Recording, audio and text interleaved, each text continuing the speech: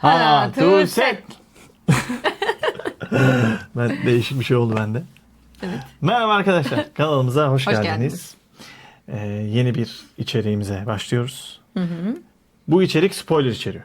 Evet. Ona göre şimdiden Spoiler. uyarıyorum. K-drama dizi hakkında konuşacağız. Yeni bir dizi hakkında. Açık her şeyi.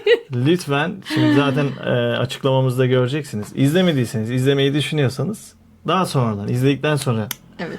bu videomuzu izleyin. Çünkü biz dizi hakkında konuşacağız. Dizinin bölümleri hakkında, oyuncular hakkında, karakterler hakkında konuşacağız. Evet. O sebeple şimdiden peşinden söylüyoruz. Spoiler içeriyor. Diziyi anlatmadan diziyi konuşamayacağız. Yani aynen üstün körü konuşamam yani burada. Evet. Dizimizin adı Krigo. Krigo. Evet. 2026 yapımı, yani yeni bir dizi. Evet evet.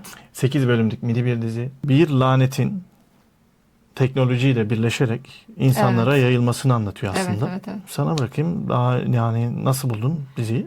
Yani konu gereği çok güzel bence. Teknolojiyle birleştirmeleri çok iyi olmuş. Çünkü çok kolay bir şekilde insanlara ulaşabiliyor teknoloji sayesinde. O şaman kültürü, onu çok beğendim. Yani normalde izlediğim eski tarihi dizilerde de böyle oluyordu. Az bir şey geçiyordu ama böyle buradaki kadar yoğun değildi. Bayağı korkutucu oldu. Buradaki şamanizm biraz ciddi Evet. çünkü. Ya bizdeki gibi yani Evet, bizdeki büyü evet. gibiydi. Bayağı korkunçtu. Hatta bayağı bizim kültüre benzettik değil mi o Evet, tarz evet. bu tarz şeyleri. Bizimkiler kadar tabii ki beni etkilemedi. Kendimiz Kendi inancımızla kendi alakalı olsa inancımızla- daha çok Heh, etkilerdi. Bizdekiler beni çok etkiliyor. Onları izlemiyorum. Ama evet, onlar da bu yüzden çok etkilenmiş olabilir, Koreliler. Hani Evet. onlar kendi kültürel olduğu için. Evet. Ama çok güzeldi yani. Güzel bir konu bence. Yani böyle olduğu zaman da şunu söyleyeyim. İlk kez izlediğimiz bir korku ve gerilim dizisi. Evet. Güney Kore'de. Ben yine izlemezdim. K-drama. Yanında ben varım diye izledim. Evet, yalnız izlemedim. Dedim beraber izlersek olur. Daha önce izlediklerimiz hep romantik komedi, işte tarihi dizi Tarihi, oluyor. fantastik, Fantastik ya da intikam. intikam. Özellikle intikam. Of, Evet, çok, evet. çok güzel oluyor o dizide. Güzel yapıyorlar gerçekten. Evet, yani bu bölümü de çekme amacımız. Bu diziyi yeni izledik. Evet. K-dramaya da geçiş yapacaktık zaten. Sizlerle daha önceden konuşmuştuk bunu. Etkileşim Aynen. halinde gönderimizde belirtmiştik. Aklımızdayken O da bu diziyle giriş yapalım çekelim dedik. dedik aynen. Dizinin biraz konusuna gelince, evet, bir lanetin teknolojide birleşerek devam etmesi dedik ama burada hemen bir karakter isimlerinden de bahsedelim. Mesela buraya, şimdi hepsini aklımda tutmadığım için buraya Tabii yazdım. ki, tabii ki. Başrol kız Sea. Sevgilisi Komu. Komu. Nari var. Bu bir arkadaş grubu. Arkadaş Evet. grubun 4 kişiliklerdi değil mi? içindeki ikinci kız. Evet. Bir de ilk ölen çocuğumuz. Ölen çocuk Choi Hyun. Aynen. Çok Önce şimdi bu dörtlüden bahsedelim. Çok güzel bir arkadaşlık ilişkileri var aslında. Ve Evet. çocukluktan gelen. Değil mi? Liseydilerdi değil mi? Lisedelerdi. Aslında daha öncesinde de ama var. öncesinden tanışıyorlardı. Evet, Çünkü bayağı yakınlardı. İlk başta çok güzel başladı. Her korku filmi gibi. Hiçbir şey olmayacakmış gibi. Ama tabii ki aralarındaki kıskançlıklar falan filan bu dileğe Aslında sebep sonradan olundu. ortaya çıkıyor. Evet, tabii ki. Kıskançlık iş Ama- lanet başlayınca. İlk başta zaten kızın, onlar sevgiliydi ya, Evet. onu söyleyemediler falan. He. İşte orada kız hoşlanıyordu, belliydi yani. O da kıskançlık Şimdi oluyor buradaki tabii ki. iki kız bir kişiden hoşlanıyor tabii. Gonwoo Evet, ismindeki. evet. Tabii burada başrol oyuncusu olan asıl Seah'la Gonwoo beraberler. Aynen, hatta bayağı Seyhan'ın üzerinde. Önce ilk ölen çocuk bu arada bayağı aslında bende etki bıraktı. Zaten her şey Oyunculuğu onunla çok güzel. evet, her şey onunla başladı ya. Evet. O yüzden Bu arada oyunculuğu çok güzeldi. Çünkü ilk ne derler? Krigo'yu kullanan o oldu. Evet, evet. Telefonuna indirdi. Ve işte ölüm sahnesi falan harikaydı. Bak, onda çok etkilendim kesinlikle. hani düşününce mesela o çocuğun onu yapma sebebi, dilek tutma sebebi sadece o dersten iyi bir not almak için. İyi not mesela almak. bu çok üzücü bir şey. Yani Biraz evet, Kore kültürü güzel bir şey söyledin. Sınıf içinde aslında biraz da kendini evet. ön plana çıkar. Aslında ailesi için de belki de ondan çok beklentili olduğu için belki sadece o dersten yüksek not almak istedi. Hani bunun sonucunda tabii ki öleceğini düşünmedi Ya ama. en çoğu da arkadaşlarının gözü önünde, hani hep belki bizde de oluyor aslında da bizde bu kadar baskı olmuyor sınıfta. Hani tembel çocuk tembel olarak ilerliyor. Akıllı zaten hep iyi not alıyor ama burada sanki bir baskı var gibi. Baskı zaten var. Kore'de özellikle baskı var. Yani sadece okulda değil, bence ailede de bu çok var. Çok fazla beklentililer. Hep yüksek not alsın, çalışsın. Galiba ilk dileğinde oradan da 100 alırsa hani şeyi de başarıyor gibi bir şey vardı galiba ya. Sınavı geçiyor, okulu İşte mu ilk bitiriyor? dileği oydu zaten. Evet. Matematikten 100 alayımdı galiba yanlış Evet, hatırlamıyorsam. Hatta sınıftakiler de şaşırıyor. öyle almasına. Ama şey üzücü yani. Tabii ki belki inanmadığı için böyle basit bir şey denedi. Evet. Yani sonuçta daha büyük Tabii bir canım. hayaller, Sonucunun dilekler kötü olabilirdi. olduğunu bilemez. Yani bilemeyeceği için sadece önündeki sınav için Evet. bir dilek tutmuştu. Yani aslında olayın dizinin de başlangıcı böyle başladı. Biz şey söylemeyi unuttuk Sonradan. ya. Bir tane daha çocuk vardı arkadaşları. Aa, Hacun. beşinci Ben çocuk. 4 niye dedim? Doğru, Hacun. doğru. Bir de daha çok bilgisayarla Çalışkan olan. haşır neşir olan, evet, çalışkan olan, Evet. aynı zamanda Seyah'a da Aşık olan. diğer başrol kıza da aşık olan Aynen. çocuk. Acun. Evet, onu unuttuk. Acun da bu arada etkileyiciydi. Evet, Ben bu evet. arada o zaman bu beşliden bahsedelim. Seyah'ı çok etkileyici buldum. Sevgilisini o kadar izlerken bana geçmedi. Benim de geçmedi Geçmedi ya. Ama Seyah gerçekten iyiydi. Nari de sevgilisine göre diyelim fena değildi. Ama o ilk ölen, ilk laneti yapan çocuğun oyunculuğunu çok beğendim. Evet. Bilgisayarda haşır neşir olan dediğimiz. O da Hacun. sonradan ben Ona- bu kadar için içinde olacağını tahmin etmemiştim. O çok güzel girdi. İlk başta çünkü biraz pasifti ya Evet. onun rolü. Sonra o etkili oldu. Ama o sevgilisi biraz o planda geri kaldı. Onun içine girdi falan filan ya. Evet, Ben ona hiç güvenmedim ondan sonra. Aynen. Hatırlıyor musun?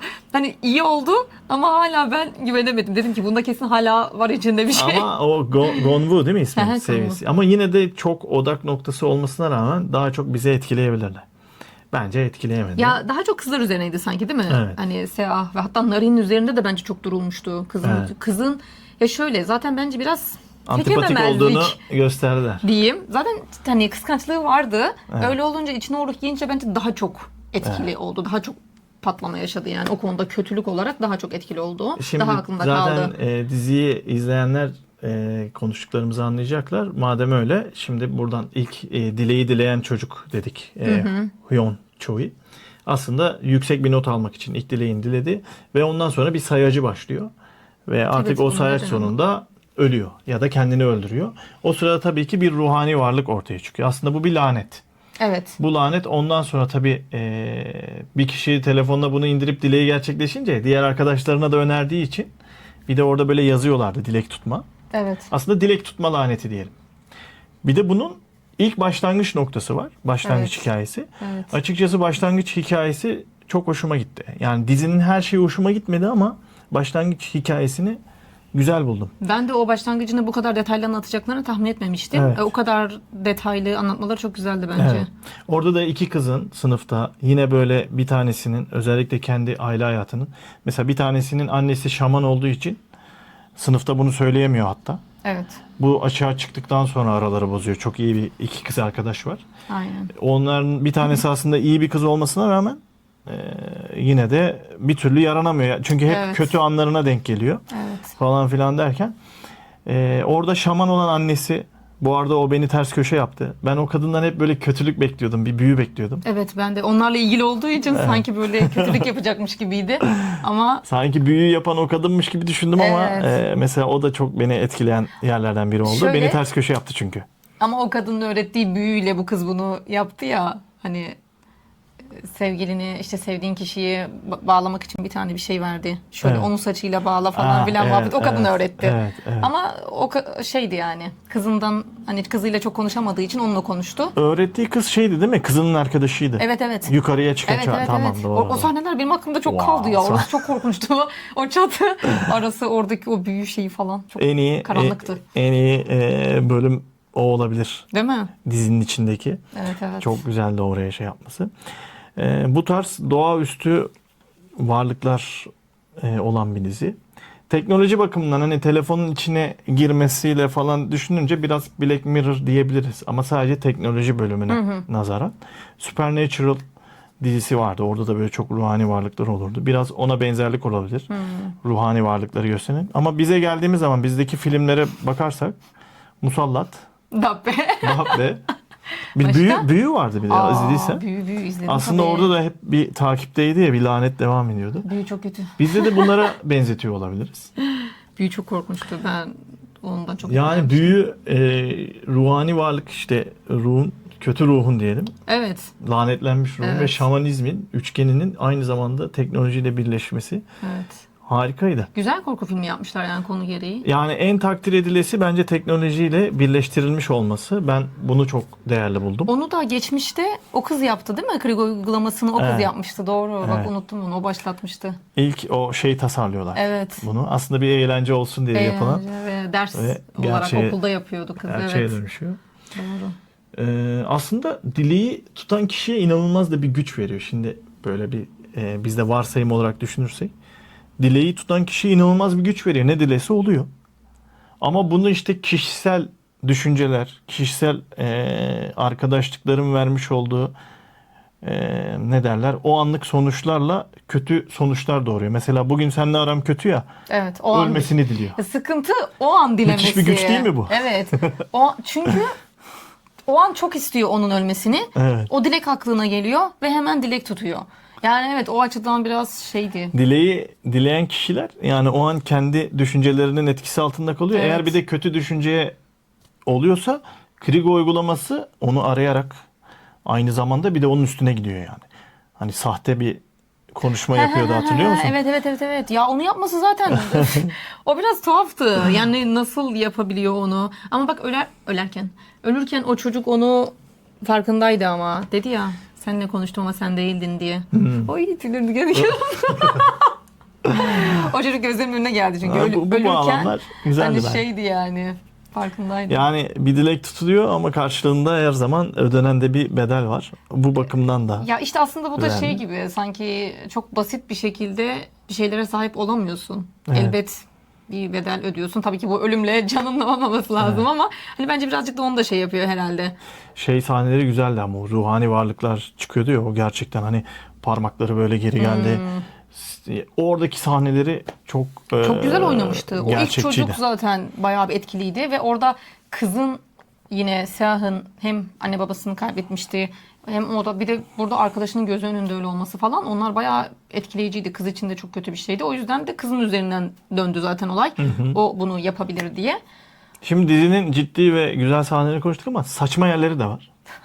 Başrol oyuncusu uzun atlamacı. Yani lisede kız aslında sporda çok başarılı. Evet. Hatta birinci. Kore'de birinciliğe oynuyor. Ha, milli takıma girdim Milli demişti takıma. hatta. Evet. Uzun atlama dalında. Abi yani her yere o uzun atlamasını koydular yani. Bana çok saçma geldi. 2-3 kez atladı galiba. Yani 2-3 kez imkansız yerlerden atlıyor falan. Ya bu kadar olmaz. O saçmaydı mesela. Bir ara eniştesi vardı. Onun sırtına böyle bir demir saplandı ya. Abi ölmen lazım abi. Ama ben sana ölmeyebilir dedim. Ya ölmeyebilir de ölmesi Çünkü- lazım. Hastane mi var orada ne var? Dağın tepesinde çıktılar yukarıya. Çünkü şurasından mı ne şey oldu? Orada da çok ciddi Ama şeyler yine de yok. saçmaydı ya. Ya sonuçta bir sakat Hiçbir şey kalabilir. olmamış Çok uzun gibi. süre tabii ki de hani o tedavi süresi çok uzun sürer normalde. Çok çabucak iyileşti ama bir şey o da diyeceğim. saçmaydı. Onların ruhani bir şeyleri vardı. Belki öyle iyileştirmişti. Şimdi gelelim enişte. Enişte dizideki bir numara. Ben de çok beğendim Değil mi? enişteyi ya. Senin için de bir numara mı? Evet. İlk Ya. başlarda şey geldi. Çocuk sevmiyordu ya onu. Hani dedim bu Hatta şeydeki ismi neymiş? Bangwul. Bangwul aynen. Bangwul. Eniştemizin adı. Evet. Bir de bu şimdi Bangwul kimin eniştesi? Şeyin. Hacun'un. Hacun o bilgisayarla çok iyi, Arkadaşlardan. iyi anlayan Aynen. çocuğun şeyi. Aynen. Şimdi bu adamı başka nerede izledin? Ben Squid Game'de izledim. Squid Game'de abi o Big Bang'de ne o? Tap'ın. T.O.P. Hı hı. T.O.P. mi? T.O.P. Tap. T.O.P. Aynen. Tap. Tap'la beraberdi zaten siz de hatırlarsanız Squid Game'den. Thanos. Thanos evet abi ona ya orada aslında çok beğenmiştim. Orada çok gıcık bir karakter Evet. gerçekten. Hani böyle çok gıcıktı ya. Ama güzel oynadı işte. Güzeldi ama çok gıcıktı yani böyle çok şey yapmıyorsun ama burada da iyi bir karakterde görünce Burada da çok iyiydi. işte böyle farklı karakterleri izleyince oyuncuya oyuncu diyorsun. Bu dizide çok hoşuma gitti oyuncu. gerçekten o olmasaydı bu kadar etkili olmayabilirdi. Ben onun karakterini çok beğendim. Neden? Çünkü dizinin sıkıcı yerlerini Evet. bizden aldı. Evet. Evet. Çünkü hep korku gidince olmuyor. Evet. Bu adamın olduğu yerler yani Evet. mesela o kadar korkunç bir şeyin içindeyken bile komik şeyler söylüyordu. Evet, evet. Yani o çok basit. Hani orada bile enişte muhabbeti yapıyordu Evet. bana enişte de falan diye. Sürekli kayınçosuna bir şaka yapma, bir yaranma. Evet, Aa, bak evet. ablanla beraberim hesabı. Adamın o rahatlık hani elinde bir şey vardı ya böyle ruhların geldiğini mi gösteriyor bir Evet, şeydi evet. mesela. O varken Pusula gibiydi böyle. Ha, pusula gibi. O var mesela birileri var etrafta hiç korkmuyor adam. Hiç böyle şey yapıyor. O arada şaka falan yapıyor mesela. O şeyi çok beğendim gerçekten Evet. adamı. Ben onu şeyde izledim. Daily Dose of Sunshine. O dizi böyle psikiyatri servisinde çalışan bir hemşireyi anlatıyor. Ben izlemedim. Orada seninle izlemek istiyorum. Ben hepsini izleyemedim. Çünkü aşırı depresif bir dizi. Dizinin adını yavaşça tekrar söyler misin? Daily Dose of Sunshine. Evet. Belki izleyenler vardır orada. Bence çok yazarlar. güzel. Bu karakteri değerlendirebilirsiniz yorumlarda. Çok güzel.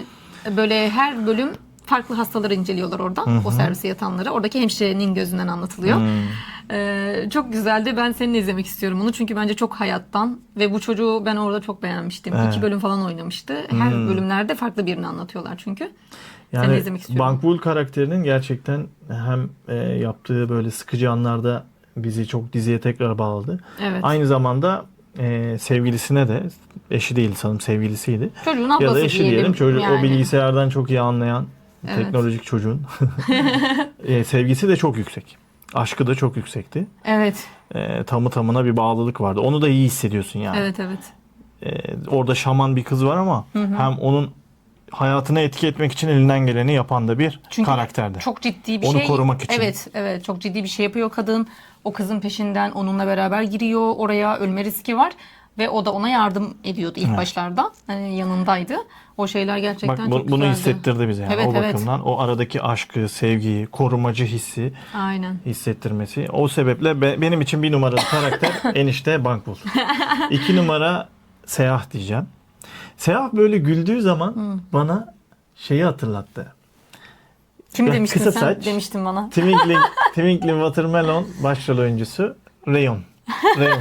Ama bak diziyi izlerken şöyle Ay, bana sürekli bir onu söylüyor sahnesi ya. var. Bir durdurun orada. Gülüyor ya. Abi yüz aynı ya. Sanki Rayon'un kız hali gibi.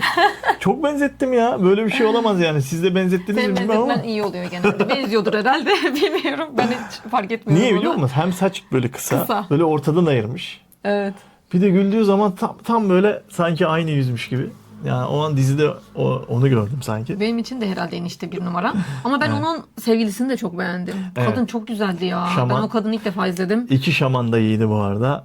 Eski. Şaman da o ne Evet. derler, alkolik diyelim, biraz böyle alkole Ha, düşkündü. doğru. Ama o da bence bunlarla uğraştığı için Evet, ve tabii kızı canım. yanında değil, eşi ölmüş. Kolay mı? Hatta eşi de bu sebeplerden ölmüştü galiba. Yani, Kurtaramadım dedi, evet. sonradan anlattı. Hani öyle şeyler yaşadığı için o da Bu arada 2 şamanın da olayı güzeldi. Saçma gördüğüm yerleri sevmedim gerçekten. İşte o sürekli bir uzun atlama ya da böyle şey. Ama mesela o şaman kızın, yani bu eniştenin sevgilisi olan kızın bilinçaltına girerek yaptığı işler vardı. Bunları saçma bulmuyorum. Çünkü bu bilinçaltı bir şey olduğu için Evet, evet. orada her Ben de şey olabilir. saçma bulmadım. Yani bizim rüyamız gibi. Bizim rüyaların seviyesi de tam böyle saçma olur ama sonuçta bir rüyadır, bir bilinçaltıdır. Bilinçaltı olan şeylere saçma gözüyle bakmıyorum. Onu o bakımdan ayrı değerlendirdim. ben de oradaki sahneleri beğendim. Hatta kız ilk oraya gitti ya, orada şey yapıyorlardı. Yine böyle bilinçaltı gibi bir yere gitti. Birbirleriyle böyle bağlandılar bir iple. Sakın ha dedi ya, arkana güzel. arkana bakma dedi ya. O gerilim için Ay güzeldi. Allah'ım, gözüm şey oldu. Arkana bakma dedi ama orada ben bile gerçeğe döndü zannettim. O yani bilinçaltı gerçekten çok şey bir şey. Hani orada kız nasıl ayırt edecekti onu ve kandı zaten. Genel anlamda artık toparlayabiliriz. Tavsiye ediyoruz tabii ki. Hem korku ve gerilim alanında siz de bu tarz bir şey seviyorsanız kesinlikle izleyin. Bence de. Biz biraz diziden bahsettik ama umarım tabii Yani- izledikten sonra siz de bu Evet, bilmeyen birisi bunlar ne izlemişsinizdir. diyor diyebilir. Biz biraz böyle dan diye konuşmuş olabilirim yani. Her Evet. şeyi sevdiğim sahneler aklıma geldi. Peki bir 10 üzerinden Ha, değerlendirirsek yani ben kaç verirsin? ilk defa izlediğim için belki etkisine kaldığım için ben 8 veriyorum. Ben 6 veriyorum. Ne? 6 veriyorum yani çünkü ya diğer çok iyi olan dizilere haksızlık olur. Ama 6 verme sebebim bir kere 7 verecektim ben de şöyle 8 verdim. oyuncular yeni. Oyuncular çok güzel bence. Ben çok beğendim Sadece oyuncuları. o enişte, belki eniştenin sevgilisi falan. Bunlar daha tecrübeli. Evet. Oyuncular yeni. Biraz böyle hani saçma dediğim sahneler beni çok kırdırdı. Çok kırmışsın ya. Çok 7 ver kırdı. bari. Tamam 7 olsun. Ben de 7 verecektim normalde.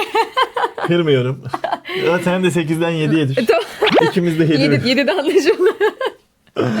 10 üzerinden 7 ama en güzel tabii ki beni etkileyen şeyin gerçekten teknolojiyi düşünmüş olmaları. Evet.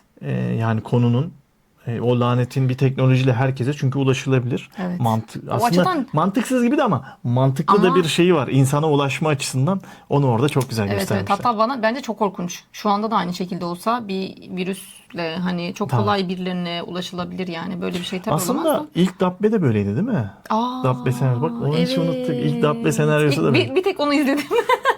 Doğru, bir kodla geliyordu değil mi? Mail gibi bir şeyle geliyordu sanki. Evet, o da böyle. Doğru. O Bizden sebepten almışlar demiş. 10 üzerinden 7 verdik. Tavsiye ediyoruz. Aynen, başka Şimdi söyleyeyim. yeni K-dramaları yani eskilerden de olup izledikten sonra yine böyle gelip sohbetini yapalım. Siz de bize eşlik ederseniz seviniriz. Karakterler hakkında lütfen yorumlarınızı belirtin. Dizi hakkında da izlediyseniz lütfen yorumlarınızı yazın. Biz de yeni bölümlerle, K-drama bölümleriyle karşınıza Evet, tekrar fırsat buldukça izliyoruz. gelmek ümidiyle. İzliyoruz aslında ama her zaman tabii bu şekilde çekmeye fırsatımız Tabii olmuyor. yoğunluğumuz arasında. Ne zaman bitersek çekeceğiz yeni. Aynen, yeni dizileri. Diğer Söyleyeceğim bir dizilerde. şey var mı? Görüşmek üzere. Diğer dizi sonlarında görüşmek üzere. Kendinize iyi bakın.